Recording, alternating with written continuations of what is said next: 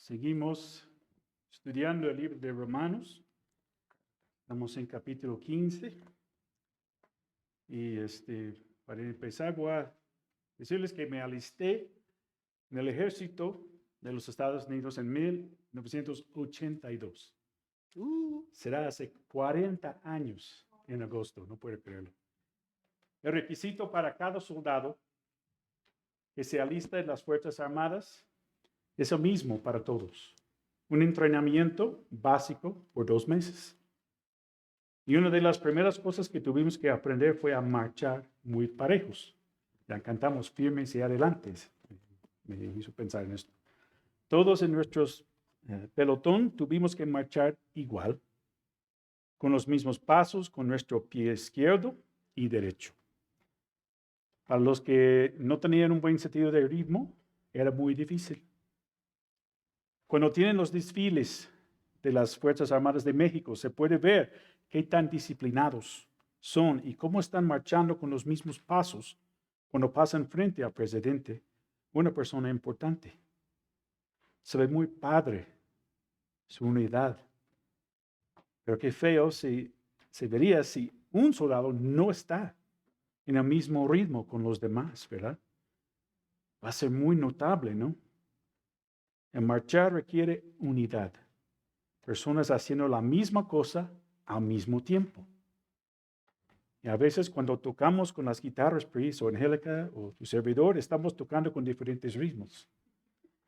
Cuando nos equivocamos un acorde, casi todo el tiempo soy yo, no suena bien.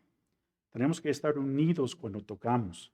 Nuestro pasaje hoy veremos la importancia de esta unidad en la iglesia. Entonces seguimos estudiando el tema de los fuertes y los débiles en la fe. Empieza la sección en capítulo 14, versículo 1 y termina en capítulo 15, versículo 13.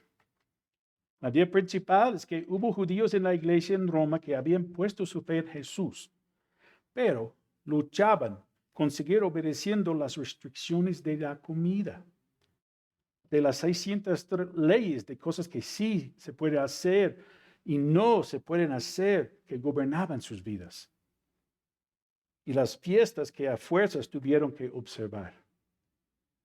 Con la venida de Jesús ya no era necesario seguir estas reglas, pero fue muy difícil dejarlos atrás. Entonces luchaban en dejarlas. Y por eso Pablo dice que eran débiles. Los gentiles nunca tuvieron que seguir esas restricciones de la ley o de la comida, ni observar las fiestas. Entonces, por eso son los fuertes. La semana pasada estudiamos que los fuertes debemos soportar las flaquezas de los débiles. Flaquezas se refiere a las dudas que los débiles tenían en cuanto a cosas no específicamente mencionadas en la Biblia. Áreas grises, como tomar alcohol, qué tipo de música escuchar, cuáles películas a ver, nada más por mencionar algunos. Cuando dice que debemos soportar, no significa una actitud de aguantar, una carga sobre nosotros, como que sentimos que es algo que no queremos hacer, pero lo vamos a hacer nada más porque la Biblia nos manda a hacerlo.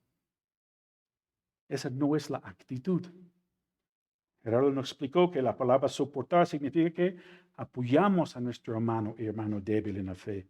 Como en la guerra, cuando un soldado es herido y no puede caminar y otro soldado lo apoya, aún lo carga. Ese es el significado, que vamos al lado del hermano débil en su debilidad. También vimos que no debemos agradarnos a nosotros mismos. Todo lo que hacemos no es para nuestro beneficio. Tenemos que ver a otros y sus necesidades, especialmente a los débiles en sus dudas. Un ejemplo, algo extremo para que puedan entender. No debemos tener la actitud como, pues aquel hermano tiene la convicción de no comer carne de puerco. Y yo digo, qué exagerado. Entonces, lo invito a mi casa para comer y le servimos una ensalada.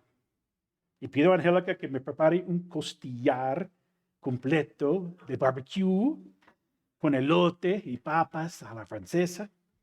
Y lo disfruto tanto en frente de él. Esta no es la actitud correcta. Debemos amar a nuestro hermano débil en la fe y no tratar de agradarnos a nosotros mismos. Y Pablo usa el ejemplo de Jesús en el versículo 3, Romanos 15:3, porque ni aun Cristo se agradó a sí mismo. Ahora explica su actitud. Antes bien, como está escrito, y cita Salmos 69:9, los vituperios o insultos de los que te vituperaron, vituperaban o insultaron otra vez, cayeron sobre mí. Jesús nació hace 2000 años con el propósito de morir en una cruz y ofrecer la salvación a todos. Marcos 10:45 dice, pero el Hijo del Hombre no vino para ser servido, sino para servir y para dar su vida en rescate por muchos.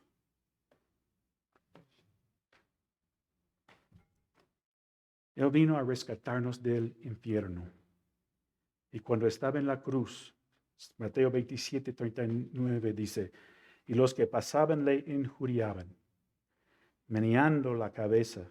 También dice más adelante, versículo 44, lo mismo le injuriaban también los ladrones que estaban crucificados con él. Aunque sabemos que uno de ellos se arrepintió de sus pecados y fue al cielo con Jesús. Entonces Jesús mismo no buscó su placer ni comodidad. Al contrario, dio su vida por nosotros. Porque nosotros como hijos de Dios no podríamos considerar a los más débiles pasando por alto nuestra comodidad. Ahora, con todo esto, este trasfondo, seguimos con nuestro estudio del tema de los fuertes y los débiles. Y vamos a estudiar nada más 4 versículos hoy. Romanos 15 y vamos a ver 4 al 7. Romanos 15, de 4 al 7.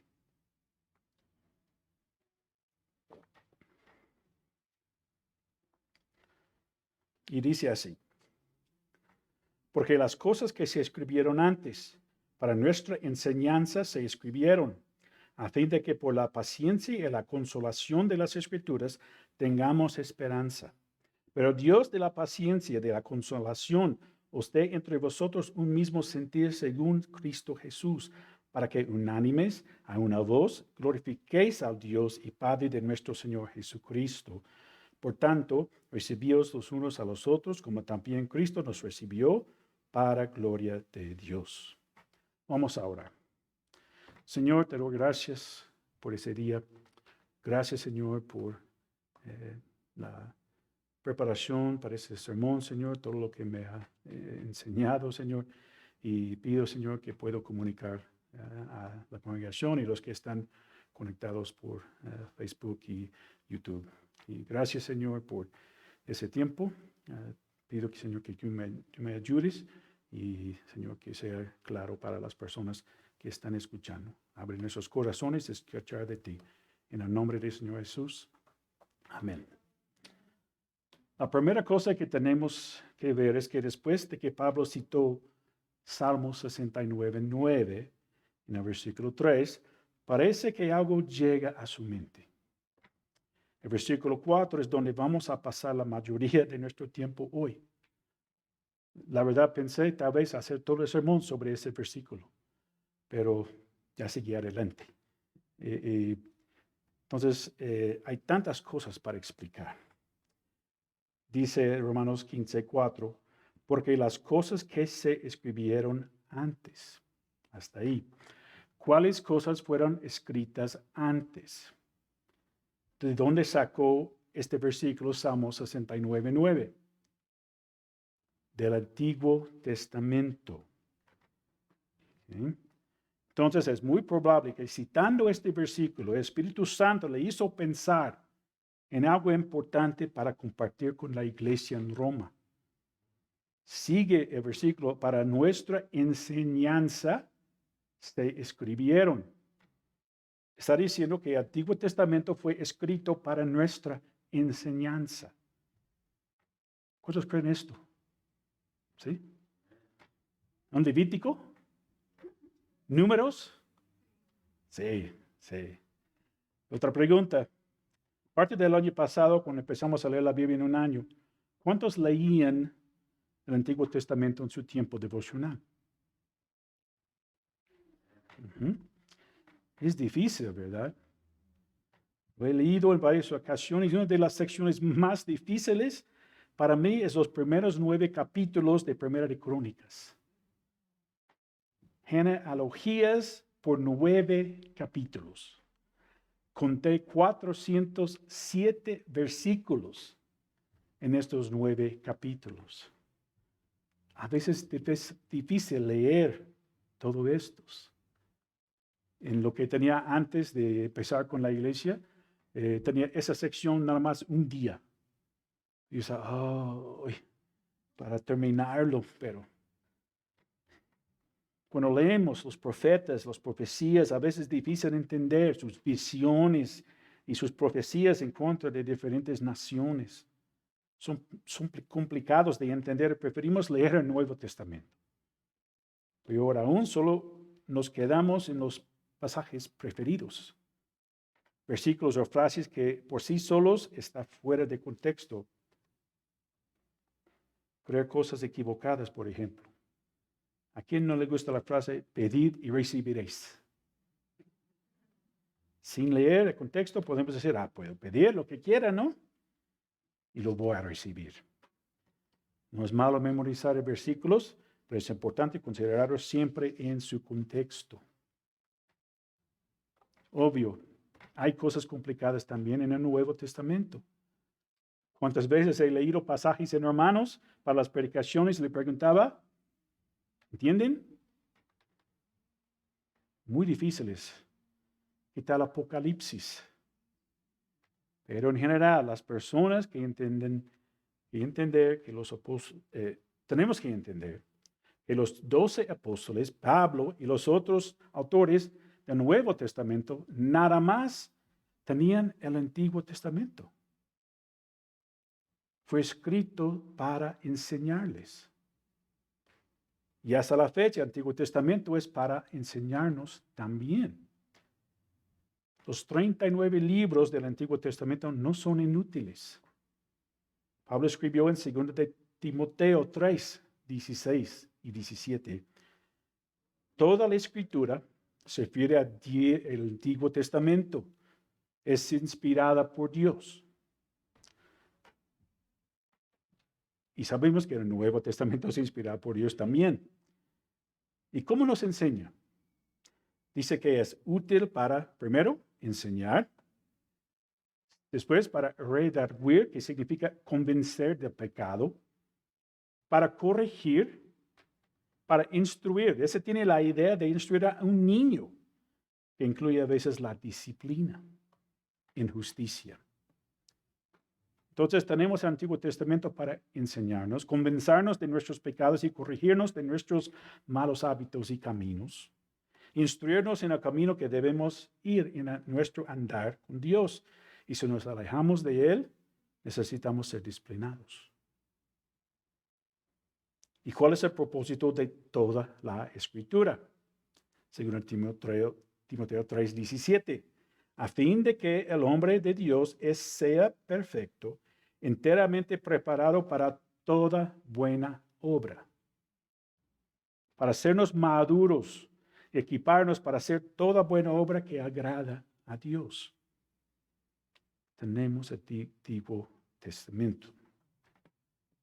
Entonces, necesitas leer la Biblia, pero no descartes el Antiguo Testamento. Si no has empezado este año, todavía estás a tiempo. Puedes leerla cronológicamente, como nos está enviado Gerardo, los pasajes, y puedes leerlo en orden. Si quieren, tenemos en nuestras Biblias, como sea más sencillo para ti. Pero léala porque fue escrita para tu enseñanza y mi enseñanza. Sé que hay muchas prédicas en internet, muchos audios, muchos devocionales y si son de buena doctrina, está muy bien. Pero nada de eso puede sustituir lo que Dios quiere decirte a través de la lectura directa de su palabra. Entonces continuamos leyendo el versículo 4. Y Pablo nos explica dos maneras en cómo las cosas se escribieron antes nos enseñan. Romanos 15:4, a fin de que por la paciencia y la consolación de las Escrituras tengamos esperanza. Entonces, aprendimos dos cosas, la paciencia y la consolación de las Escrituras.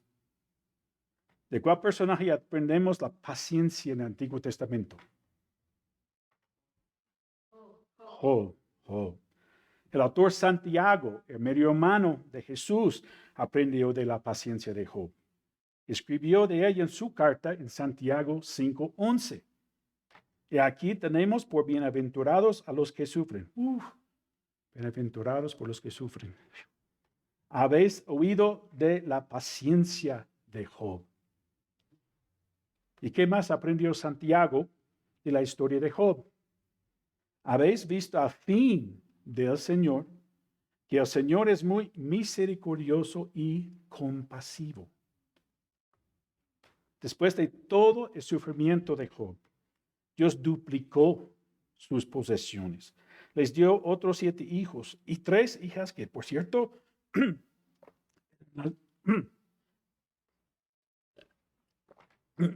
eran las más hermosas en la tierra. Vivió para ver hasta 4 generaciones de sus hijos y murió anciano y lleno de días. También podemos hablar de la paciencia de Abraham. Desde que Dios le dio la promesa de su hijo Isaac, tuvo que esperar ¿cuántos años? 25 años para recibir la promesa de su hijo Isaac, de la promesa. ¿Qué tal José? Sus otros hermanos lo vendieron como esclavo cuando tenía 17 años, según Génesis 37:2. Llegó a Egipto y en Génesis 41:46 dice, era José de edad de 30 años cuando fue presentado delante de Faraón, rey de Egipto. 13 años pasaron antes de que Dios le diera este puesto de segundo al mando en Egipto.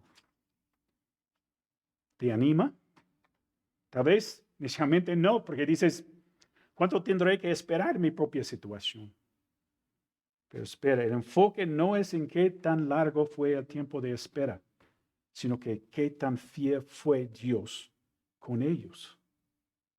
Recuerden Hebreos 13:8, Jesucristo es lo mismo ayer y hoy y por los siglos. Entonces ahora vamos a ver la otra cosa que las Escrituras, el Antiguo Testamento nos enseña, es la consolación o el ánimo. Consolación significa llegar al lado de alguien, aliviar la aflicción de alguien. Como Bernabé, el hijo de consolación, hizo con Saulo cuando los apóstoles no estaban convencidos de que era un creyente verdadero. En Hechos 9, 26 y 27, Bernabé fue al lado de Saulo y le presentó a los apóstoles y le explicó cómo fue su conversión en el camino a Damasco y así lo recibieron. En Nehemías leemos de quién es Dios y cómo trataba a su pueblo Israel. Es algo largo el pasaje, pero puede animarnos viendo cómo proveyó para su pueblo cuando anduvieron en el desierto y no lo obedecieron, sino que se quejaron.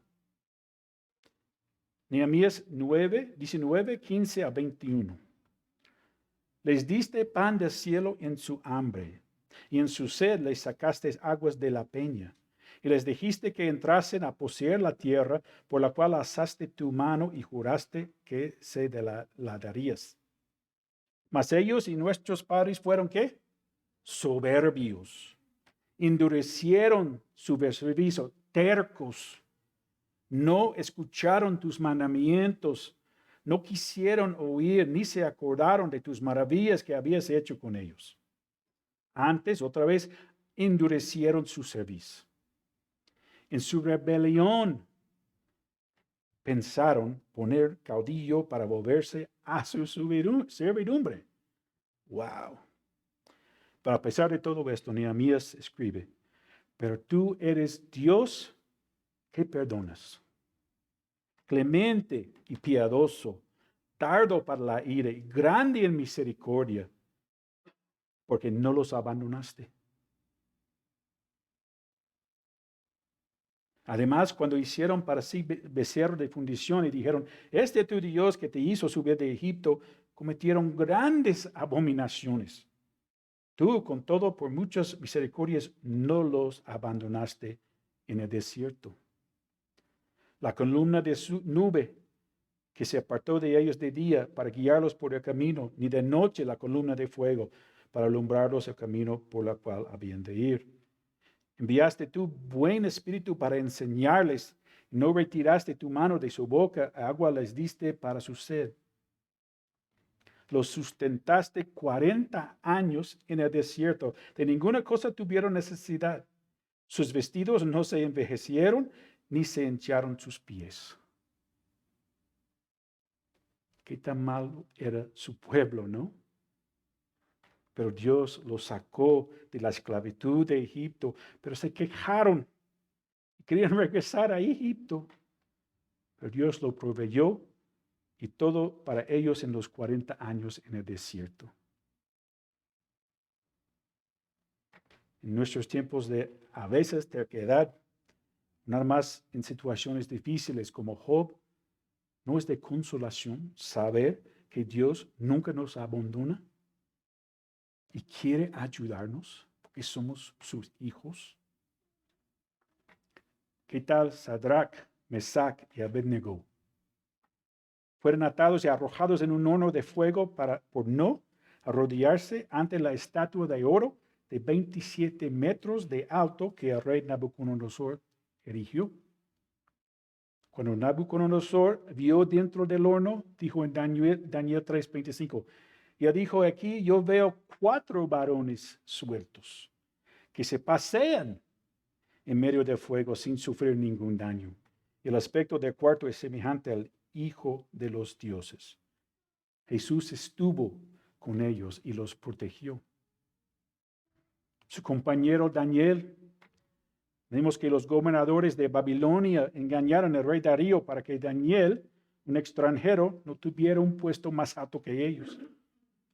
Convencieron al rey que nadie podía orar a ningún dios o hombre fuera de un lapso de 30 días.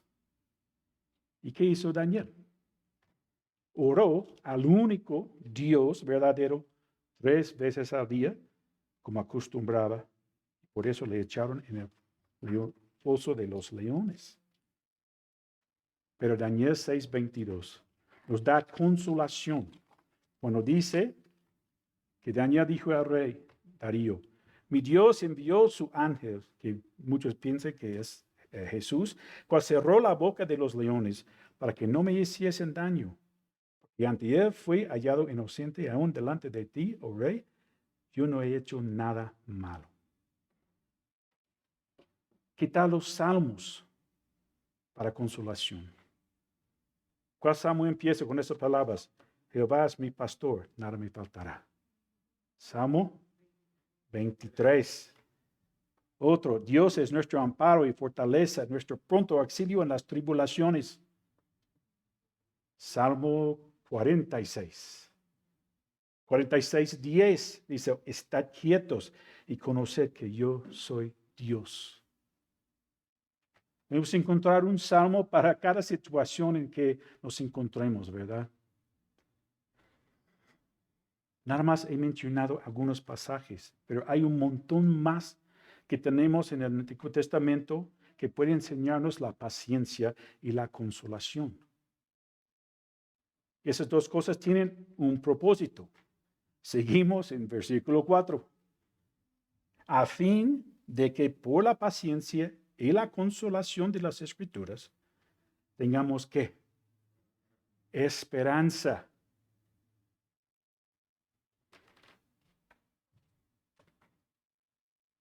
¿Cuántos necesitamos esperanza en medio de todas esas circunstancias difíciles y tristes que nos toca ahora? ¿Habías pensado en la Biblia, especialmente el Antiguo Testamento, como una fuente de esperanza?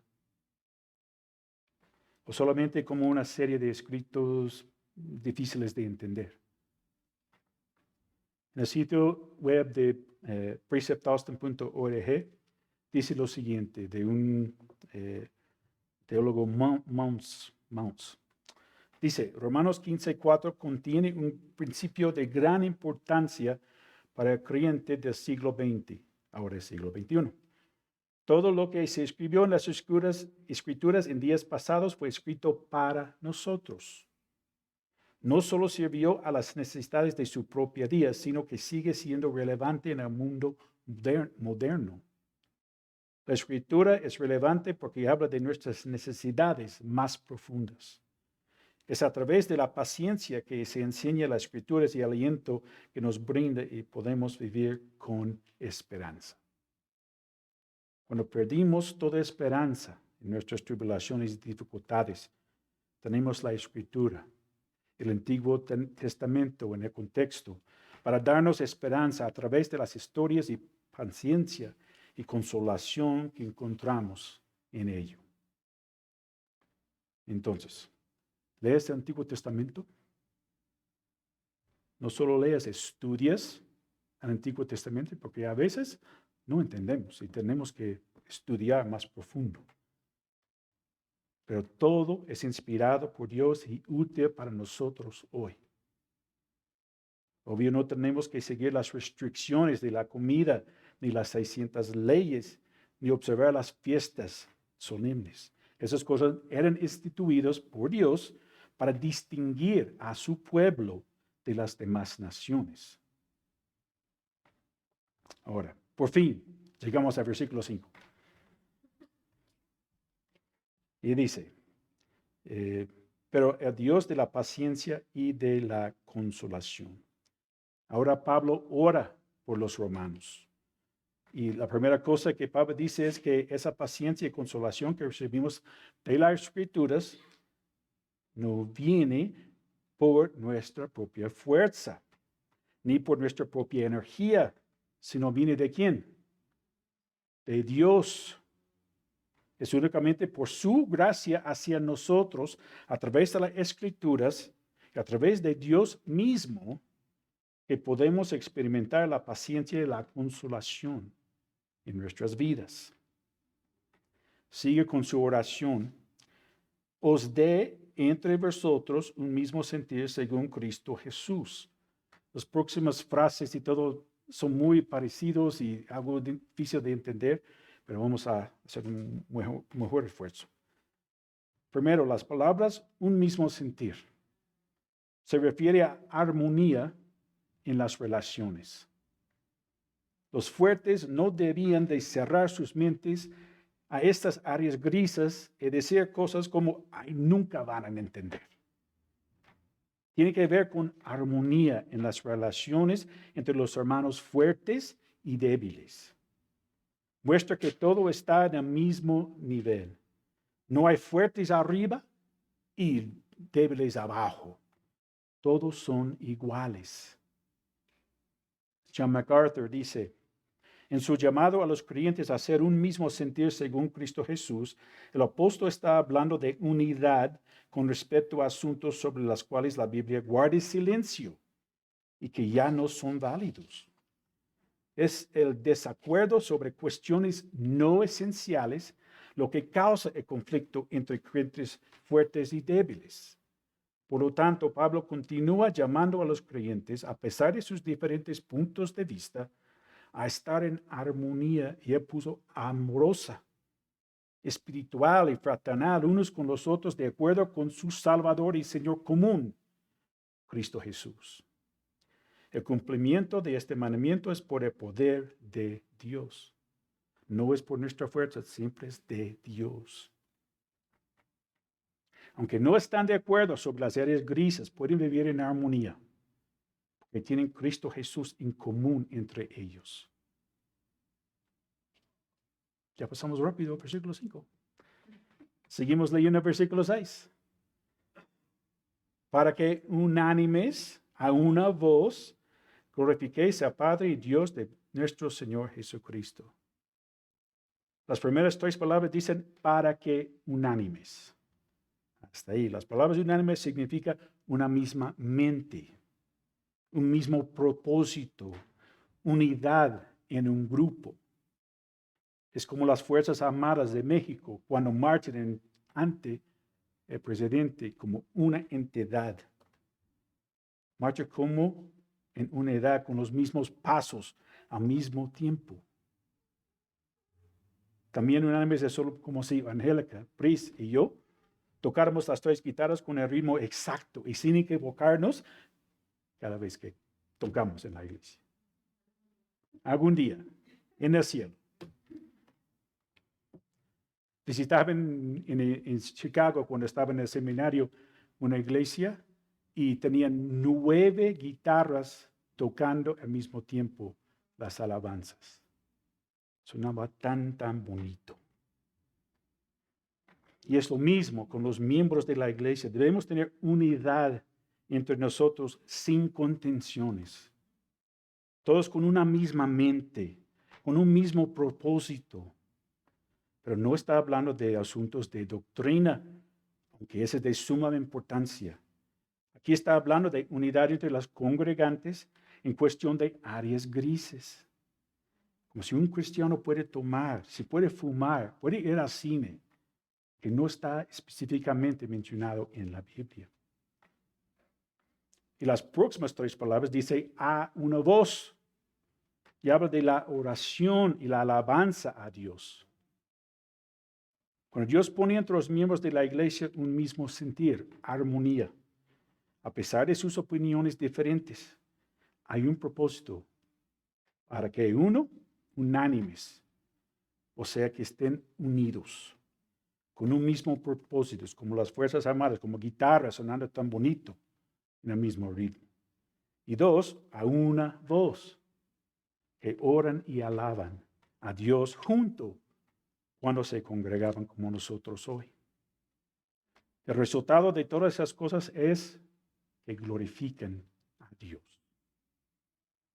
Glorificar a Dios significa reconocer quién es Él y darle la honra y la gloria que Él merece.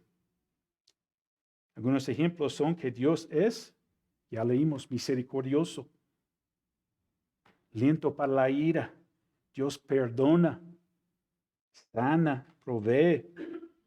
Pero Pablo no nos nada más dice glorifiquéis a Dios, sino a Dios y Padre de nuestro Señor Jesucristo, que fue en la primera estrofa, ¿no?, de la nueva canto que cantamos.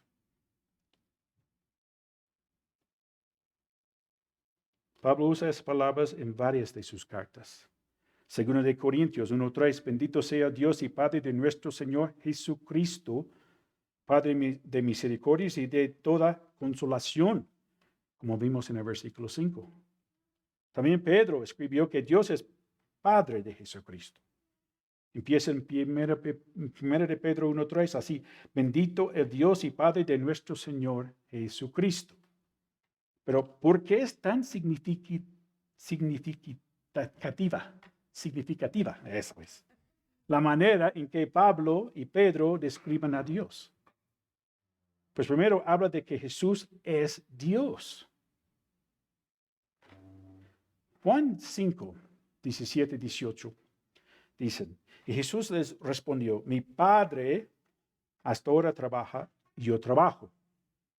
Por eso los judíos aún más procuraban matarle, porque no solo quebrantaba el día de reposo, sino que también decía que Dios era su propio Padre, haciéndose igual a Dios.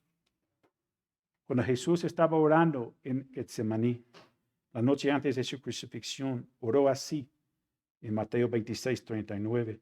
Yendo un poco adelante, se postró sobre su rostro, orando y diciendo, Padre mío, si es posible, pase de mí esta copa, pero no sea como yo quiero, sino como tú.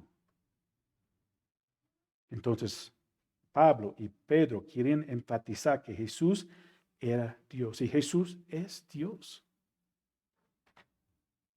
También Pablo escribe que Jesús era un hombre en 1 de Timoteo 2:5, porque hay un solo Dios y un solo mediador entre Dios y los hombres, Jesucristo, ¿quién?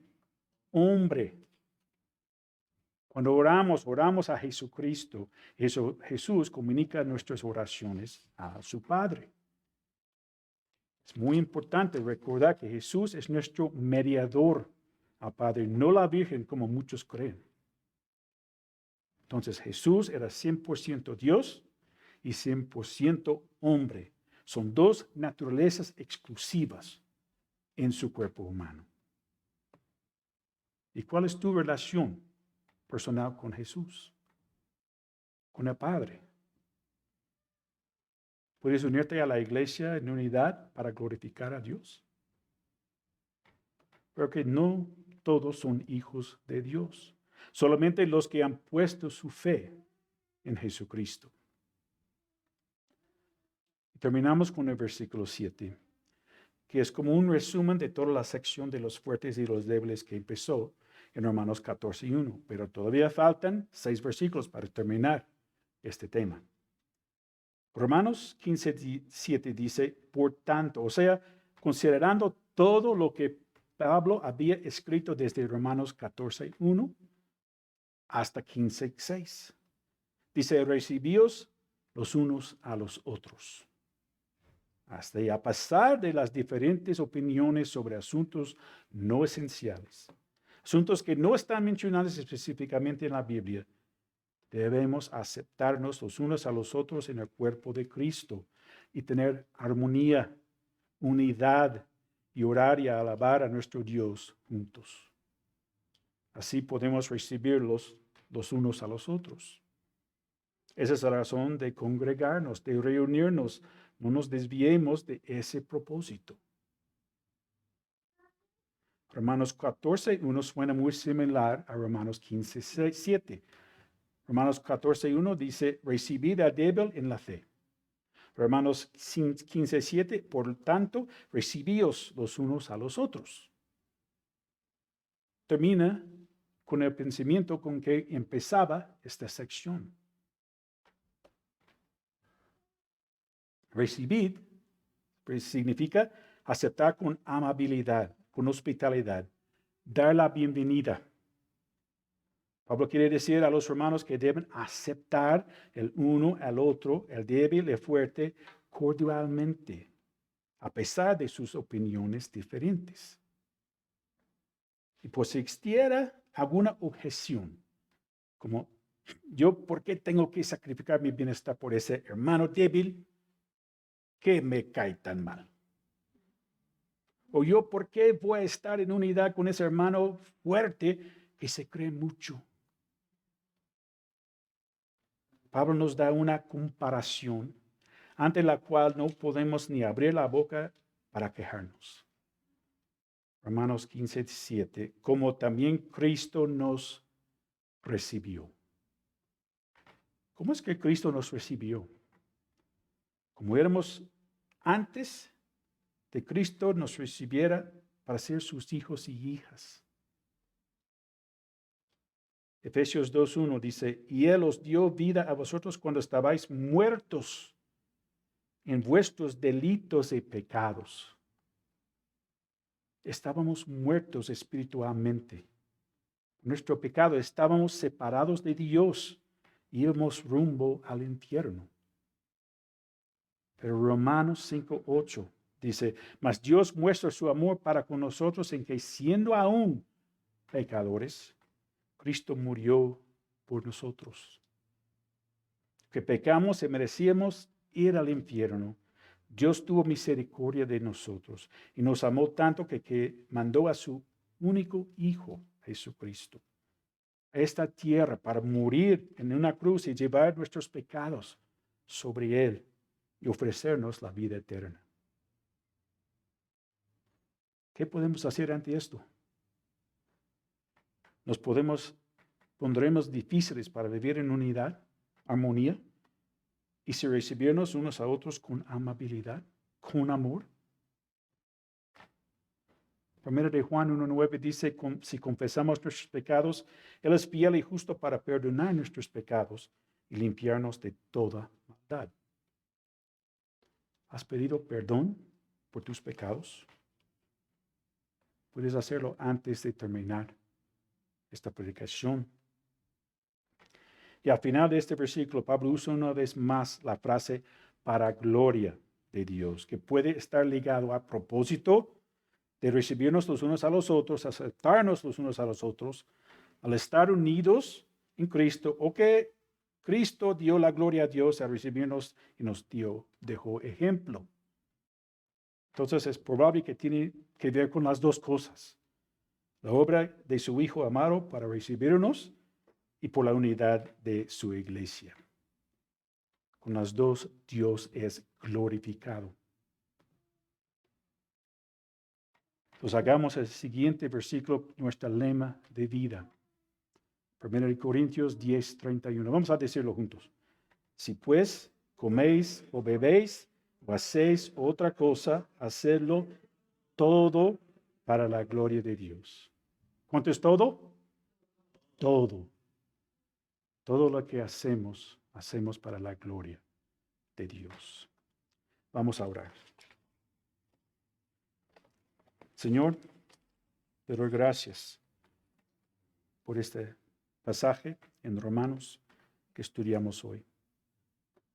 Gracias, Señor, por las Escrituras, el Antiguo Testamento específicamente, que nos enseña, Señor, la consolación, la paciencia, para que tengamos esperanza en nuestras tribulaciones. Gracias, Señor, por cada persona que está aquí, que está escuchando por internet o aquí presencial. Y pido, Señor, si hay una persona aquí que nunca te ha conocido, nunca ha puesto su fe en ti, Señor, como su Salvador personal, que puede serlo ahorita, reconociendo que es pecador, pecadora, Señor. Todo lo que hace no es para llevar las personas al cielo. Nada más por lo que tú hiciste en la cruz hace 2000 años, cuando moriste y llevaste los pecados de todo el mundo sobre ti. Ahora tú ofreces la salvación. Si pedimos perdón, tú nos perdonas, Señor. Y pido, Señor, si hay una persona que tome esa decisión o quiere saber más, que puede contactarnos, Señor, a través de redes sociales o aquí, si quieren hablar con nosotros después. Doy gracias, Señor, por tus bendiciones, por tu palabra y lo que aprendimos hoy. En el nombre del Señor Jesús. Amén. Dios los bendiga.